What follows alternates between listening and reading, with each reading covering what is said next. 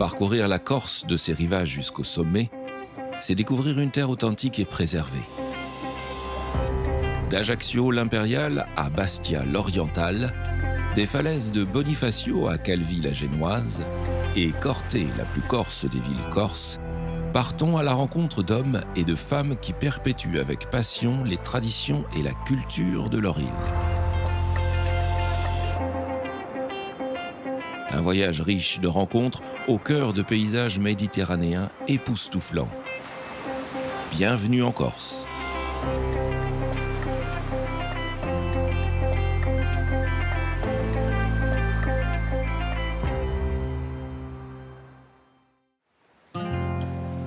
Long de 1000 km, le littoral de la Corse est resté l'un des plus sauvages des îles méditerranéennes.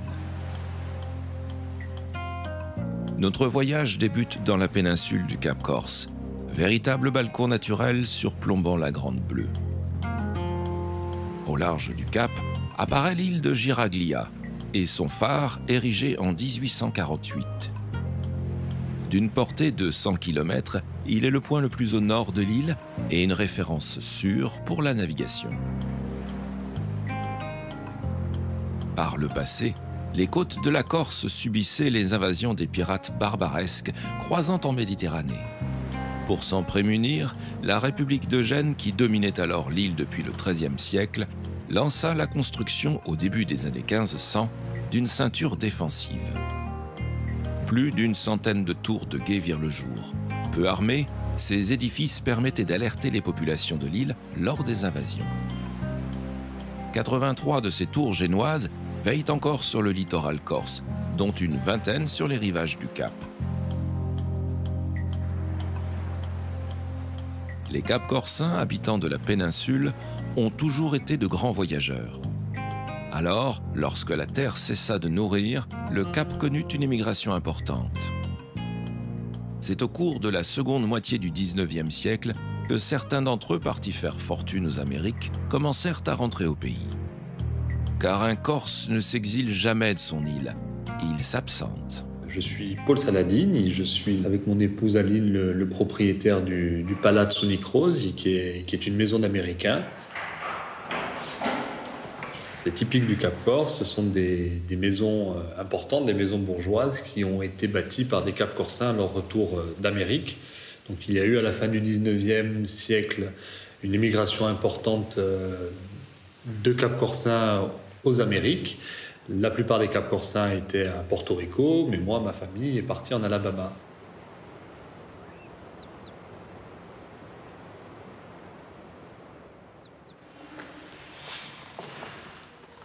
Ici, nous sommes dans la grande salle à manger de famille. La particularité de cette pièce, c'est surtout son plafond peint qui a été peint par Jean-Baptiste Gilles.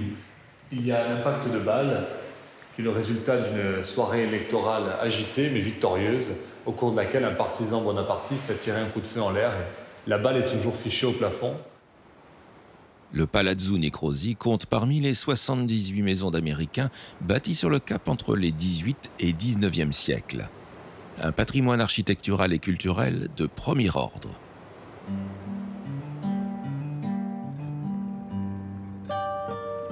En longeant le Cap vers le sud, on rejoint la ville de Bastia qui fait face à la mer Tyrrhénienne.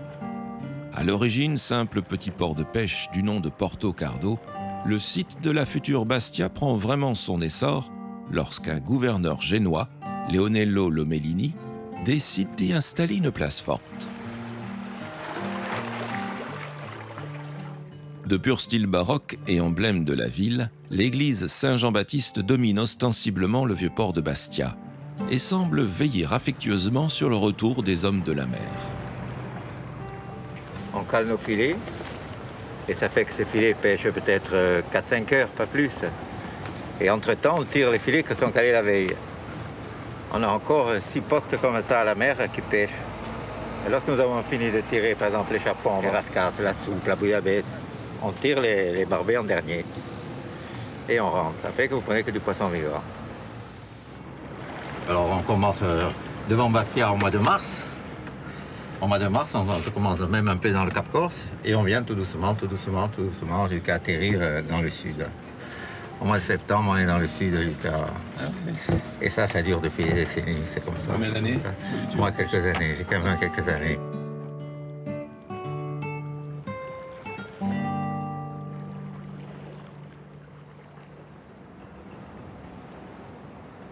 Construit sous la Troisième République et œuvre de l'architecte bastiais Paul-Augustin Vial, le monumental escalier aux rampes en fer forgé traverse les jardins Romieux et a permis de relier le port à la citadelle.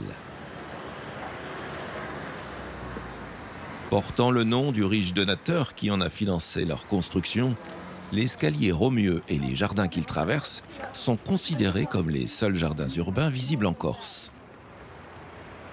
Dominant le vieux port, ou Terra Vecchia, les remparts abritent la citadelle et les quartiers qui étaient à l'origine habités par les citoyens de Gênes. La ville haute, ou Terra Nova, est indubitablement de style génois et suit une architecture en damier avec ses rues droites. Bastia, alors capitale politique de la Corse génoise, abritait le palais des gouverneurs. Achevé en l'an 1530, l'édifice se trouve à l'emplacement de l'ancienne Bastiglia, la Bastille des origines qui a donné son nom à la ville.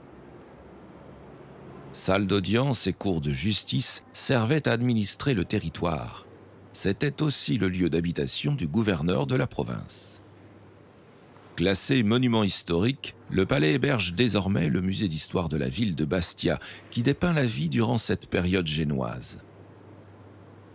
La collection présente aux côtés d'un trône le portrait d'un personnage bien apprêté. Il s'agit de Sir Gilbert Elliot, vice-roi du royaume anglo-corse de juin 1794 à octobre 1796. L'oratoire Saint-Roch en a conservé le souvenir. Il faut savoir qu'il y avait l'hymne anglais qui était entonné ici. Il faut savoir aussi que quand on passait dans cette rue principale de la ville, on s'inclinait. Donc on avait matérialisé en quelque sorte la couronne d'Angleterre. Derrière moi, il y avait le trône du roi George III. Il n'y est jamais venu. Il n'avait simplement nommé un vice-roi de Corse qui s'appelait Sir Gilbert Elliot. Nous nous dirigeons maintenant en direction d'un autre oratoire au cœur de la Haute-Ville. C'est par une discrète entrée que nous accédons à la chapelle Sainte-Croix. Nous y avons rendez-vous là avec l'âme de la Corse.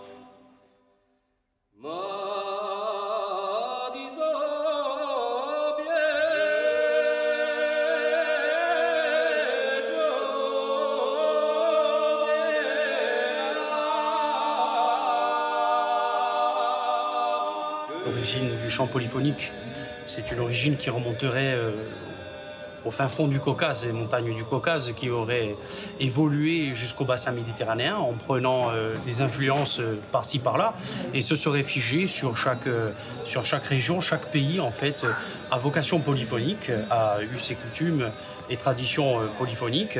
Et en Corse, cette tradition polyphonique était bien ancrée et est arrivée ensuite une troisième voix pour compléter cette harmonie qui est typique à la Corse en fait et qu'on ne retrouve qu'en Corse et nulle part ailleurs, a formé cet ensemble à trois voix qui s'entrechoquent pour en former une quatrième que nous appelons nous la voix de l'ange.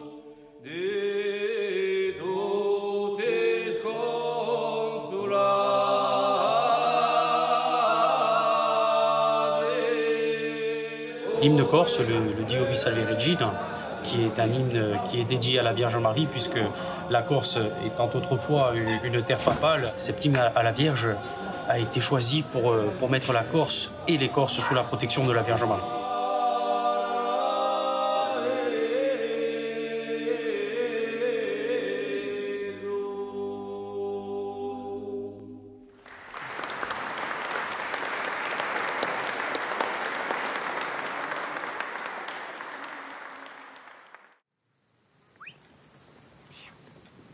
Dans l'arrière-pays bastiais, les villages de montagne restent proches de la mer.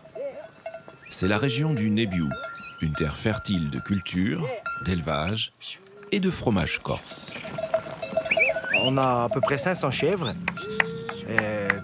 quand on est à deux à travailler dessus, avec mon associé Patrick, on travaille ensemble, ça fait une dizaine d'années qu'on a repris l'exploitation de mes parents, qui eux aussi avaient repris des exploitations de famille, je dirais. Il y a même ma sœur qui vient travailler avec nous, qui remplaçait ma mère qui faisait les marchés et les tours dans les villages pour vendre le fromage. Les troupeaux, comme on les connaît aujourd'hui, les grands troupeaux de chèvres, c'est assez récent, on dira. C'est contemporain, il y a 200 ans maximum, quoi. Il y avait sûrement quelques troupeaux, quelques personnes qui faisaient des troupeaux, surtout dans les régions du Niol ou de Haas, que c'était des peuples, des gens qui vivaient comme des nomades. Et après, vraiment, les chèvres, c'était chaque famille avait sa chèvre à la maison. Il n'y avait pas les briques de lait comme on connaît maintenant. Chacun avait sa chèvre ou une ou deux chèvres pour le lait de la famille, on dira. Et ensuite, ces chèvres, elles étaient gardées souvent par un berger qui était un berger collectif, qui ramassait toutes les chèvres de tout le monde et qui allait les faire pâturer. Alors, on venait les récolter le matin, le soir, chaque chèvre rentrait dans sa maison. Allez, hop.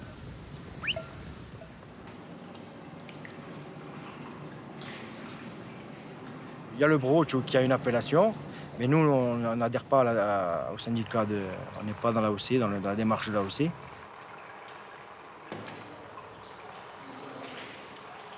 Et du coup, chaque type va faire son AOP. Chaque région, il y a des régions dans le Venaco, le Sartenay, Calenzane, ils vont faire, chacun va faire. Alors nous, on est dans une zone où il n'y a pas. Il faut qu'on se situe. Alors, normalement, c'est plus le fromage du Niol qu'on fait. Ça, c'est le broch, typique d'ici. C'est un fromage fait avec le petit lait, enfin, du moins, le lactosérum. C'est un fromage au lactosérum. Donc après, dans notre région, on ne le fait pas vieillir.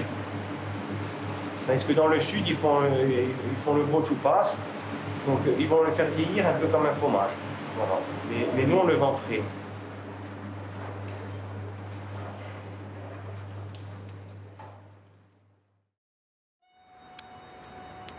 En quittant les côtes de la Méditerranée, l'intérieur de la Corse se révèle minéral, avec des reliefs découpés et traversé de grandes vallées qui très tôt ont permis aux hommes de parcourir l'île de part en part.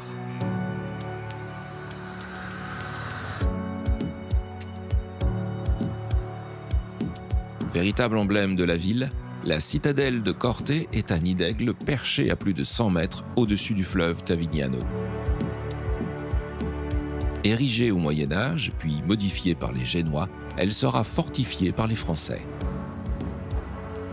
Corte est le cœur historique et culturel de l'île. Son histoire est intimement liée à celle de Pascal Paoli, qui fit de Corte la capitale politique de la République corse entre 1755 et 1769. En plein siècle des Lumières, la première constitution démocratique d'Europe vit le jour à Corte. Portée par les idées progressistes de Paoli, elle garantissait déjà le droit de vote des femmes. On y a frappé la monnaie et construit une université toujours présente aujourd'hui. Mais 1769 marquera la fin de cette jeune république et l'exil de Paoli. Corte est prise par les Français.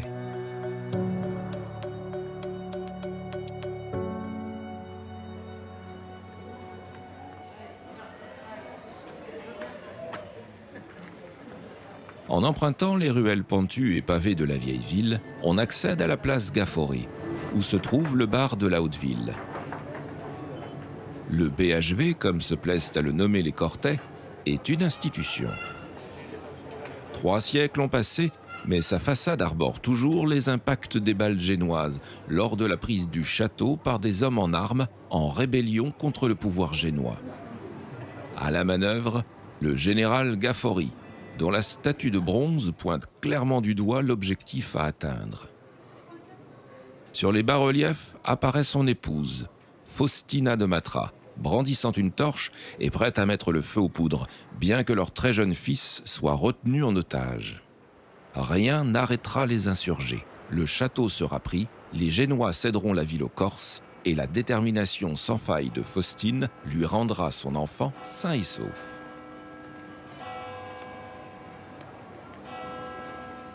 Dans ce véritable bastion historique, une maison appartenait à la famille Bonaparte. Joseph, frère aîné de Napoléon, y vit le jour.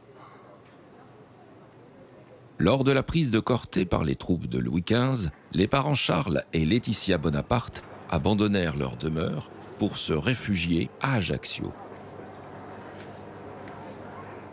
Corté est une ville étudiante qui devient touristique l'été, mais reste un havre de paix bienvenu en haute saison, car en dehors de l'agitation qui peut régner sur la côte, à moins d'1 heure de route.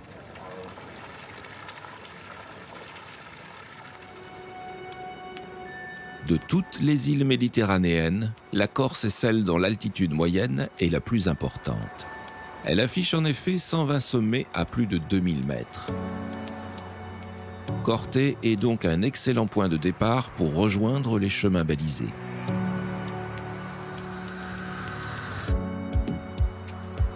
La vallée de la Restonica est un lieu incontournable et accessible en famille. La rivière prend sa source dans le massif du Rotondo, à 2600 mètres d'altitude, et serpente dans les gorges qu'elle a elle-même contribué à créer. Accessible à la petite randonnée, ce site classé est un lieu idéal en été pour se baigner dans ses nombreuses vasques naturelles.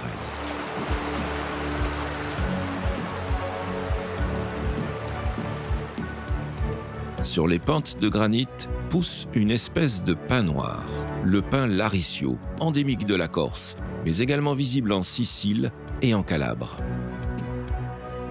Parfaitement adaptés au climat très contrasté d'altitude, ce sont des arbres puissants qui peuvent pousser jusqu'à 50 mètres de hauteur et vivre plus de 500 ans.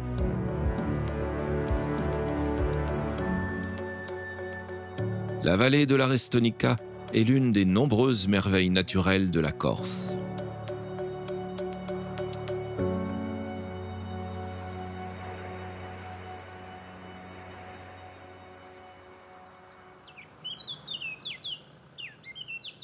En Corse du Sud se trouve une autre vallée, celle du Taravo. Au milieu des grandes châtaigneraies et des chênes verts, se perpétue un élevage extensif traditionnel du cochon corse. À Zevaco, Anjo Andreucci et ses enfants entretiennent tout le savoir-faire d'une charcuterie corse de renommée internationale. On est éleveur de porc et on travaille que sur du cochon noir ou gris. C'est une race qui a été reconnue au livret des Gérald des races mondiales. Bon, on a mis du temps, mais on a réussi. Alors, savoir que nous, on est éleveurs sélectionneurs et on a travaillé pour l'AOP de charcuterie corse. Alors, à savoir que ces cochons-là, ils vivent en totale liberté, il n'y a pas d'hangar, il n'y a rien. Hein.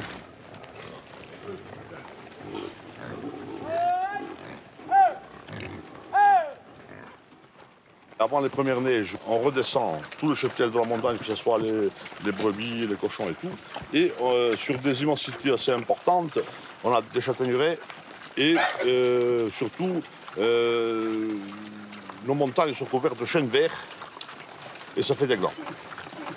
Et là, arrive le mois de décembre, jusqu'au mois de mars, on commence à charcuter. Et nos cochons, on va dire au bout de, on les garde entre 18 et 24 mois, s'ils atteignent 110, 120 kilos, bon, c'est déjà pas mal. Comme nous ne mettons pas de produits chimiques, on va dire, pendant la transformation, c'est sel et poivre, ça donne un moelleux à notre charcuterie qui est incomparable par rapport à des cochons, on va dire, industriels qui sont élevés dans des structures, on va dire, modernes. Alors, à savoir que le cochon corse, il a du gras, c'est pas du cochon light. Hein.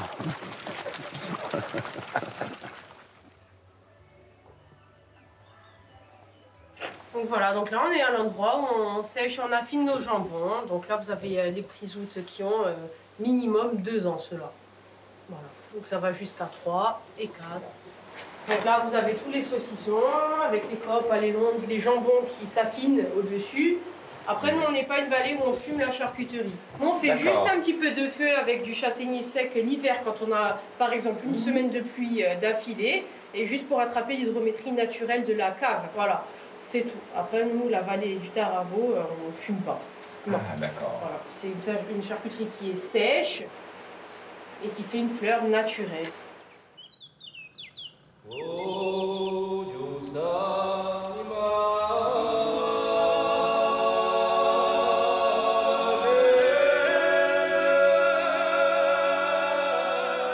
poursuivant vers le sud, on aborde le massif de l'Alta Rocca et le plateau du Cochon, perché à 1500 mètres.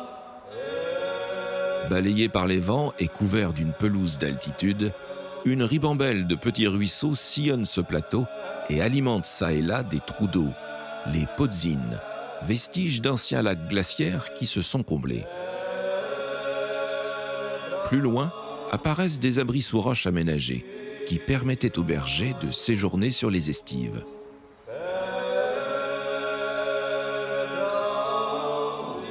Alors, le plateau du Cochon, il est placé, partie un peu sud, mais centre-Corse. Donc, on avait les bergers qui venaient, si tu veux, du Fiumorbo sur l'Anzara, ensuite qui venaient de Porto Vecchio, certains qui montaient de Bonifacio, d'autres qui venaient de Sartène, Propriano, Porto Polo. Et ici, on l'appelait Croci, non pas par les croix, pour les croix, mais parce que c'était le croisement. C'est la bergerie, une des bergeries les plus hautes du plateau, et tout le monde se retrouvait ici. Donc ça s'appelle Croci, le croisement. Donc le plateau fait 8000 hectares, Zicavo en a 6300. Et je me trouve au milieu de ce plateau, il y a 1600 mètres d'altitude. Et on se trouve au pied de l'Incudine. C'est un endroit où nos ancêtres ont vécu, la transhumance, tout ça. Donc, et aujourd'hui, nous essayons de continuer les us et les coutumes. Je pense que c'est le but. Travailler, vivre dans son pays, mais mettre aussi en sécurité les touristes qui font le GR20. Qu'est-ce que ça? Le plateau du Cochon est une fameuse étape sur le parcours du GR20. Ce sentier de grande randonnée compte parmi les plus difficiles, mais aussi des plus beaux d'Europe. Il attire chaque année plus de 15 000 randonneurs aguerris sur ses 200 km de tracé. 2 semaines de marche intensive sont nécessaires, mais le spectacle est garanti.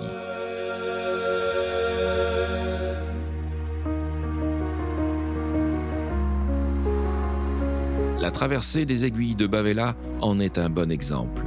Pics déchiquetés et parois vertigineuses culminent à 2000 mètres et forment sur l'île l'un des plus spectaculaires panoramas de montagne.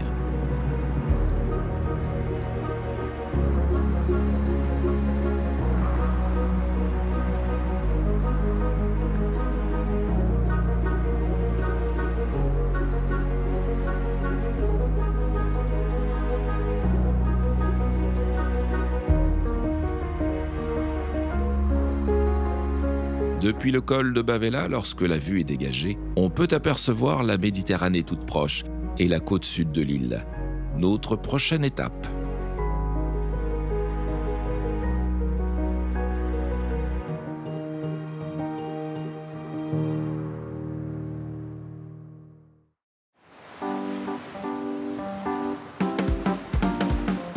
Située à la même latitude que Barcelone, Bonifacio est la ville la plus au sud de la France métropolitaine. Elle n'est séparée de la Sardaigne italienne que par un détroit de 12 km, les Bouches de Bonifacio, où les eaux de la mer Tyrrhénienne rejoignent celles de la Méditerranée. Véritable rempart naturel, les hautes falaises calcaires âgées de 23 millions d'années témoignent d'une époque où une mer chaude et peu profonde recouvrait toute la région.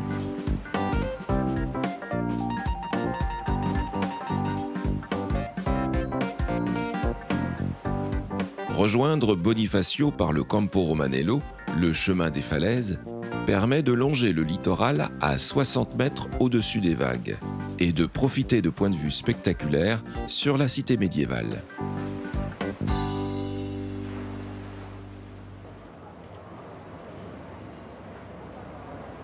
Pendant plusieurs siècles, la porte de Gênes, avec son pont-levis, fut l'unique entrée pour accéder au cœur de la citadelle. Des blasons sur la façade des maisons témoignent de la présence des familles génoises, comme dans la rue Saint-Dominique, avec les armoiries de la famille Salinieri, qui faisait commerce du sel en exploitant les salines de l'étang de Spérone, à l'ouest de la ville. En face de l'église Sainte-Marie-Majeure, on trouve la demeure des Podestats, les premiers magistrats de la ville. Ils exerçaient là les pouvoirs exécutifs administratif et judiciaire, sous l'autorité de la République de Gênes. L'eau était une ressource primordiale dans la cité. Tout autour de l'église, des arcs-boutants cachent astucieusement des canalisations qui collectent et dirigent les eaux de pluie vers une citerne sous la loggia de l'église. Les premières fortifications remontent au IXe siècle, à l'époque où Boniface II de Toscane donna son nom à la cité. Au cours des siècles qui suivirent, la citadelle prendra forme sous l'impulsion des Génois, qui en feront une place forte. Le bastion de l'étendard voit le jour. La forteresse est un élément défensif majeur qui protège la ville et le port situé dans un fjord profond. Car Bonifacio tire avantage d'une situation hors norme. La cité-forteresse, perchée sur ses falaises, contrôlait l'accès au détroit et son fantastique port naturel abritait la flotte des navires marchands et de guerre.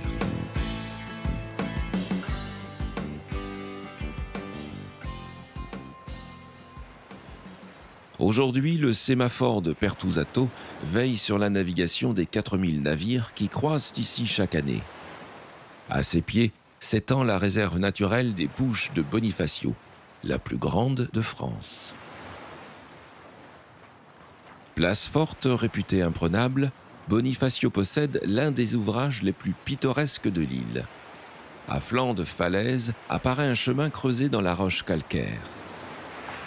Pour y accéder, il faut emprunter les 187 marches de l'escalier du roi d'Aragon, taillé selon un angle à 45 degrés. Sujet au vertige, s'abstenir. Selon la légende, il aurait été creusé en une nuit par les troupes du roi Alphonse V d'Aragon. En réalité, il fut conçu avant le siège de 1420, où les navires du roi faisaient le blocus de la ville. Plus probablement, l'ouvrage fut réalisé pour accéder à une source d'eau potable en contrebas des falaises, là où affleure une nappe d'eau à travers la roche poreuse.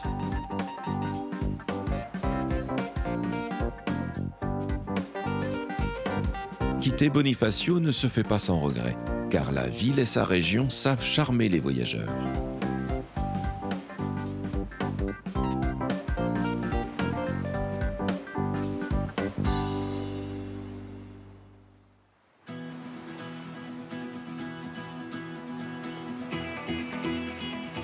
Situé entre mer et montagne, Ajaccio bénéficie avantageusement de sa situation au cœur du golfe portant son nom. Ville méditerranéenne, elle affiche clairement son statut de cité balnéaire, avec près de 2800 heures d'ensoleillement par an. Elle revendique aussi fièrement son histoire impériale.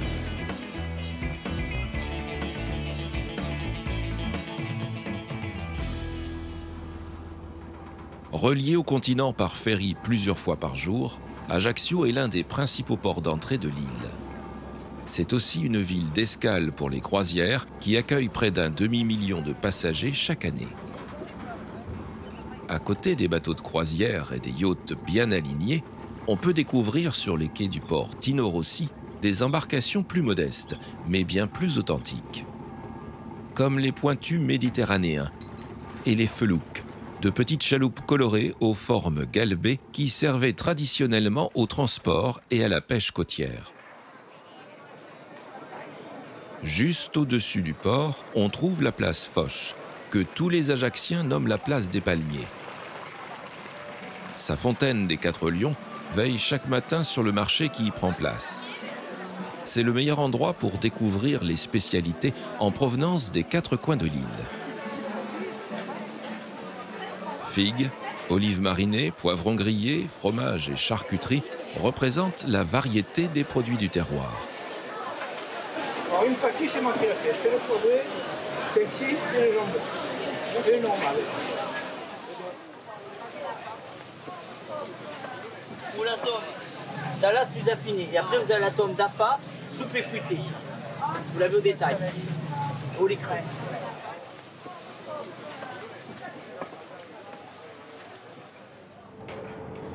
Les rues de la vieille ville commencent à s'animer en milieu de matinée.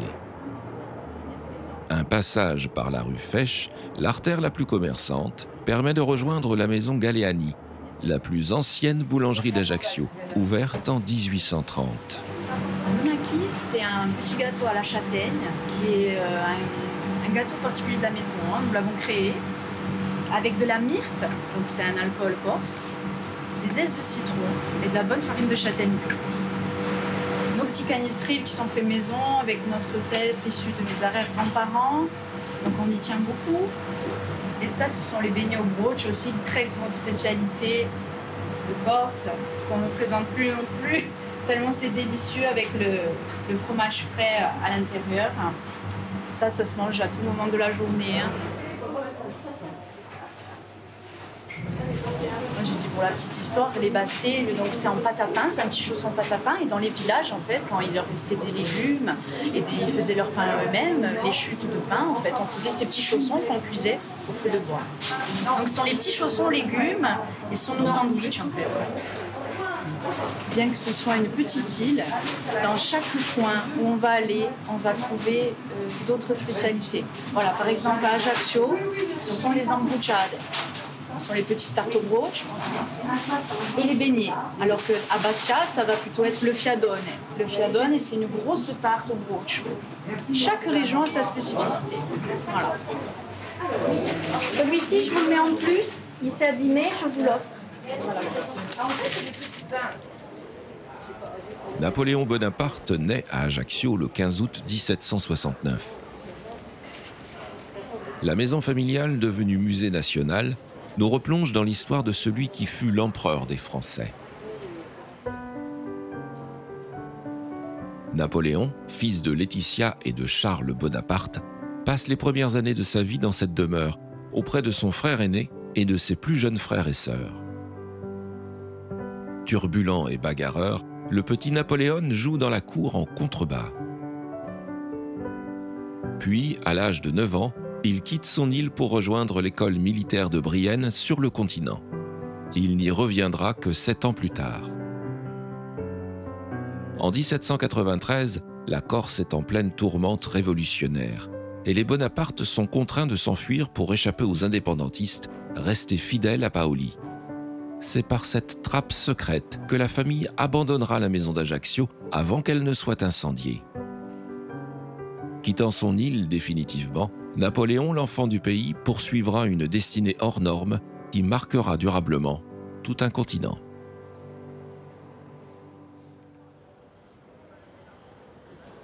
Construit sous l'impulsion du cardinal Fesch, l'oncle maternel de Napoléon, le palais Fesch, musée des Beaux-Arts, est un incontournable.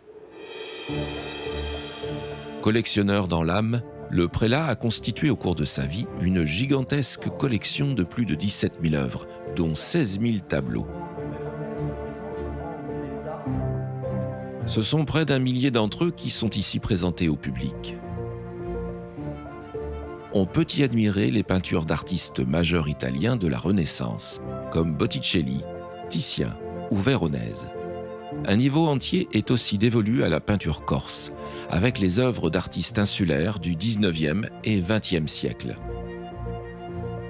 L'aile sud du palais abrite la chapelle palatine de style néo-renaissance.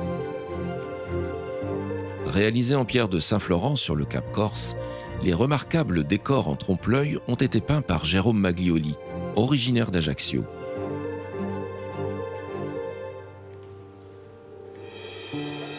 L'édifice fut construit à partir de 1857 à la demande du cardinal pour y recevoir sa dépouille.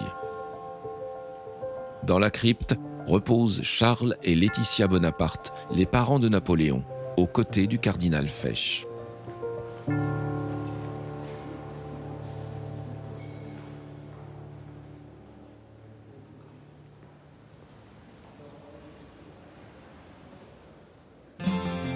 L'histoire d'Ajaccio est intimement liée à l'exploitation d'une ressource naturelle connue depuis l'Antiquité, le corail rouge de Méditerranée.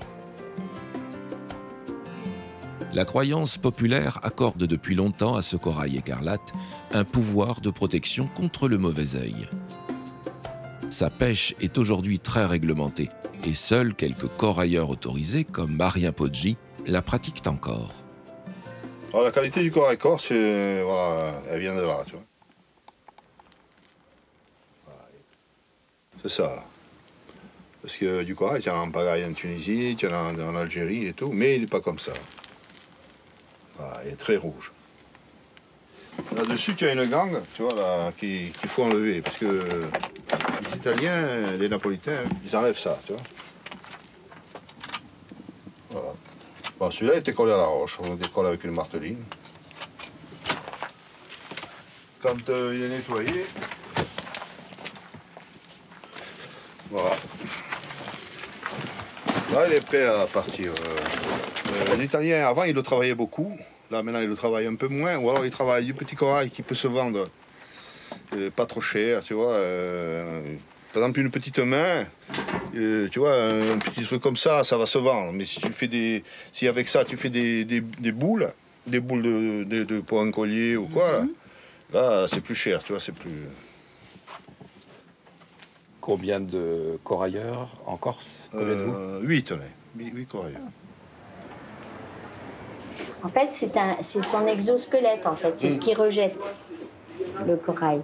Et donc, si on veut obtenir ça, il faut gratter toutes ces petites stries et tous ces petits pores qui sont là à la surface.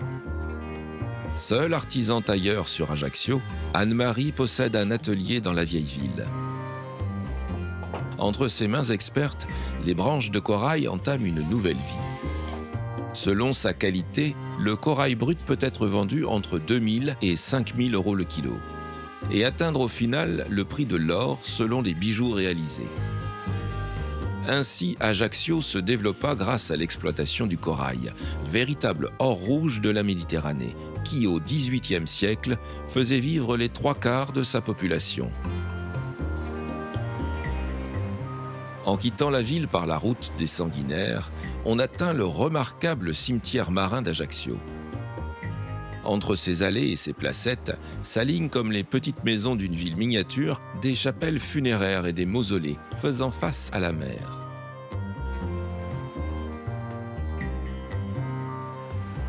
Enfant du pays et artiste aux 500 millions de disques vendus à travers le monde, Tino Rossi repose au plus près de cette Méditerranée qu'il a chantée.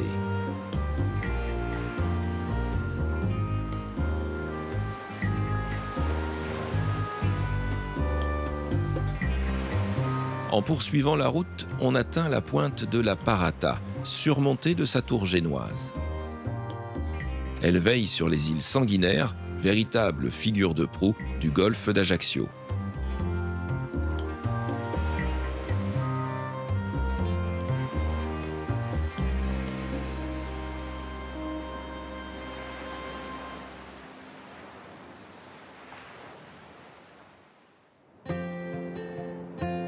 Au nord d'Ajaccio, le golfe de Porto est inscrit au patrimoine mondial de l'humanité. La petite marina, nichée au fond d'une baie, est un excellent point de départ pour découvrir les calanges de Piana. On y accède par une route étroite et sinueuse. Alors, pour profiter à plein de ces paysages exceptionnels, il suffit d'utiliser des vélos à assistance électrique, disponibles très simplement.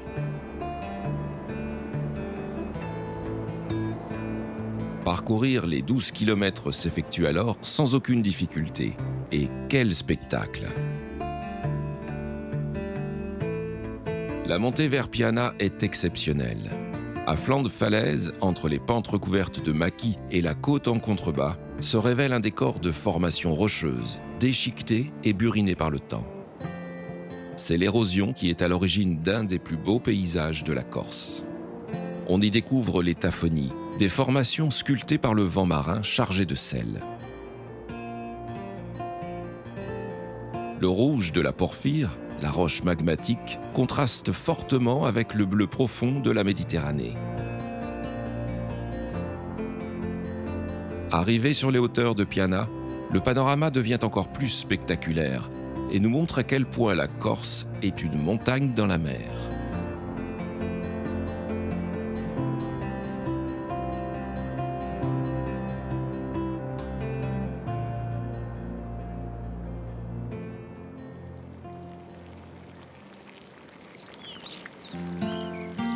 Perché sur les hauteurs du petit village de Piana, l'hôtel des Roches Rouges est une institution.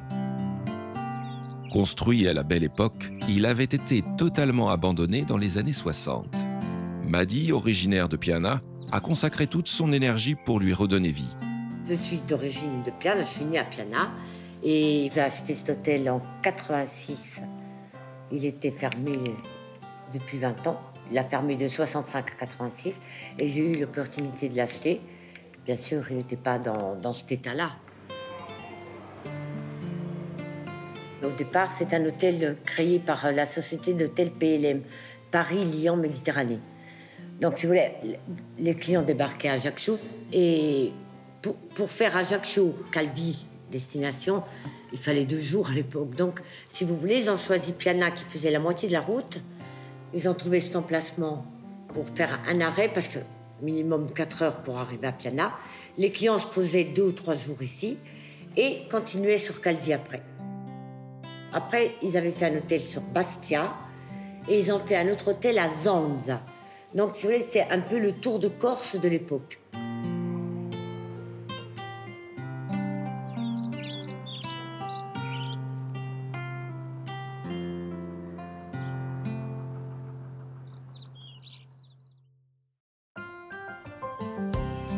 Capitale de la Balagne, Calvi est la plus génoise des villes corses. Sa citadelle, posée sur un promontoire rocheux, domine le golfe et fait face à la chaîne du Monte Grosso.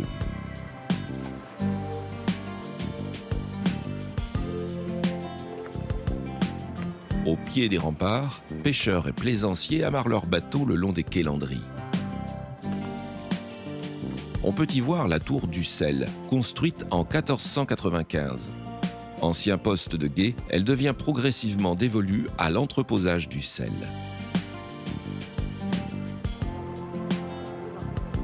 En saison estivale, les rues commerçantes de la basse ville s'animent dès le matin autour de l'église Sainte-Marie-Majeure, qui possède un majestueux fronton de style baroque.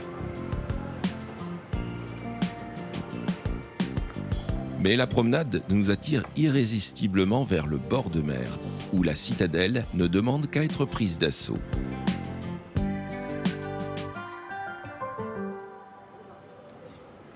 Pour accéder à l'intérieur des fortifications, on emprunte l'unique porte et sa ruelle pavée. Ancienne place forte génoise depuis le XIIIe siècle, c'est l'Office Saint-Georges, la puissante banque de la République maritime de Gênes, qui fait édifier les remparts de la citadelle en 1453. Un siècle plus tard, la forteresse résistera au siège des Français alliés aux Turcs, qui ne parviendront pas à s'en emparer.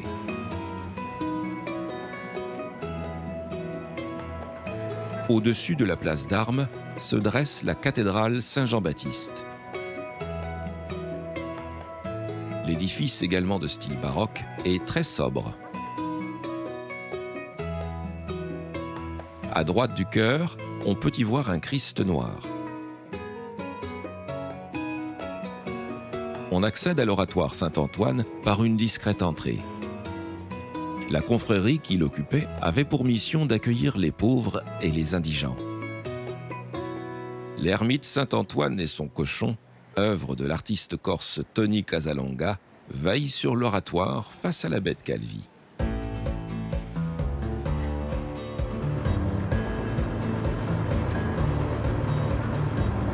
Allez madame, alors vous allez, et Badou, ok. Merci. Bien. Pour rejoindre les nombreux points de baignade du littoral, il est recommandé d'emprunter le petit train des plages entre Calvi et l'île Rousse. C'est le meilleur moyen d'éviter la circulation en été, tout en profitant pleinement du paysage. Les insulaires le nomment affectueusement le tremblotant. Ici, pas de record de vitesse, mais un réel plaisir de parcourir ainsi la côte et de rejoindre l'une des nombreuses plages sous la Pinède. Le réseau ferré de Corse, long de 230 km, sillonne également l'intérieur montagneux de l'île, desservant Ajaccio à Corté et Bastia. Après 20 minutes de voyage, on arrive à destination.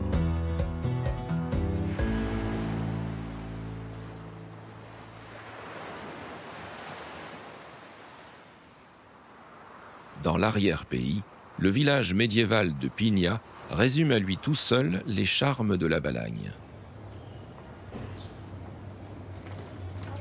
Au cœur du village, un hôtel classé a conservé les traces d'une agriculture typiquement méditerranéenne.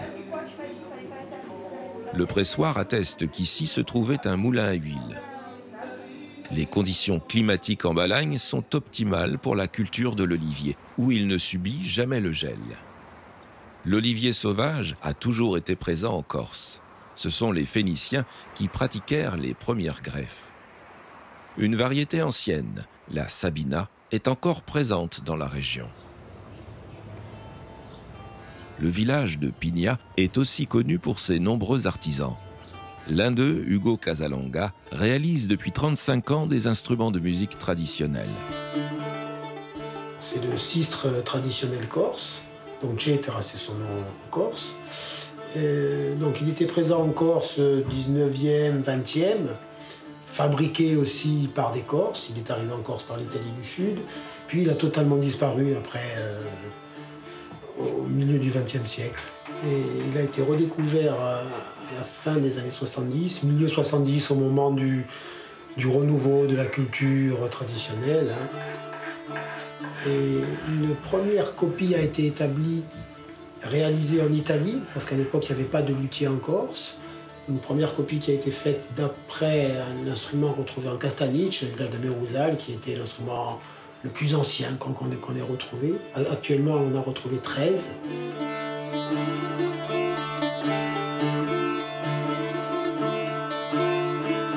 C'est à ce moment-là, par la rencontre d'un luthier qui, lui, était parti en Italie, un jeune luthier cortenais, Michel Bourrez, qui était parti en Italie, qui avait suivi la reconstitution de cet instrument.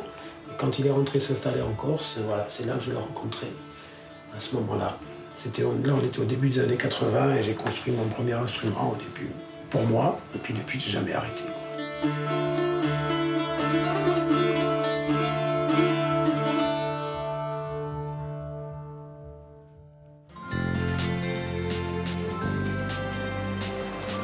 Notre étape à Calvi clôture notre tour de Corse. Nous avons découvert un territoire d'une rare beauté et où les traditions restent encore bien présentes.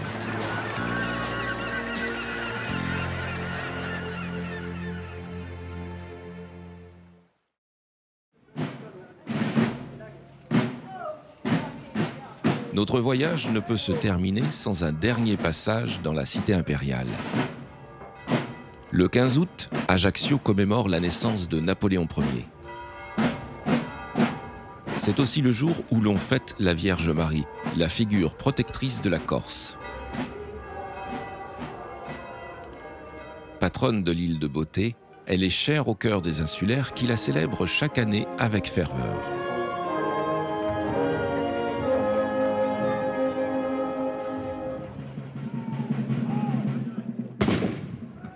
C'est l'occasion pour la ville de célébrer l'empereur des Français lors de grandes reconstitutions en costume et armes à poudre. Plus de 500 figurants bénévoles et passionnés viennent ainsi de toute l'Europe à l'invitation de l'association de la garde impériale d'Ajaccio. Cette soirée fait revivre au public les grandes victoires de l'épopée napoléonienne. C'est aussi l'occasion unique de voir non pas un, mais deux empereurs.